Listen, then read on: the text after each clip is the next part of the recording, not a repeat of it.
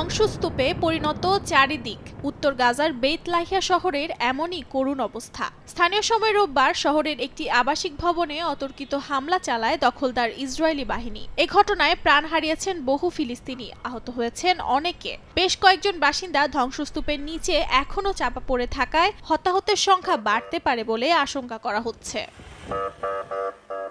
এখন পর্যন্ত গাজায় ইসরায়েলি হামলায় ৪৩,০০০-এর বেশি মানুষ নিহত হয়েছেন, আহত হয়েছেন ১ লাখের বেশি, বাস্তুচ্যুত হয়েছেন লাখ লাখ ফিলিস্তিনি। এদিকে গাজার পাশাপাশি লেবাননেও হামলা অব্যাহত রেখেছে ইসরায়েল। স্থানীয় সময় রোববার মার ইলিয়াস শহরে বিমান হামলা চালায় নেতানিয়াহু বাহিনী। ক্ষতিগ্রস্ত হয় বেশ কয়েকটি ভবন। এই ঘটনায় হিজবুল্লাহর মিডিয়া মুখপাত্র মোহাম্মদ আফিফ মারা গেছেন বলে জানা গেছে। আহত হয়েছেন বেশ কয়েকজন বাসিন্দা বলে জানায় দেশটির স্বাস্থ্য মন্ত্রণালয়। জবাবে ইসরায়েলের হাইফা শহরের একটি উপাসনালয় ও সামরিক ঘাঁটিতে হামলা চালিয়েছে সশস্ত্র গোষ্ঠীটি। ইসরায়েলি হামলার কারণে লেবাননে ২ দিন স্কুল বন্ধ ঘোষণা করা হয়েছে।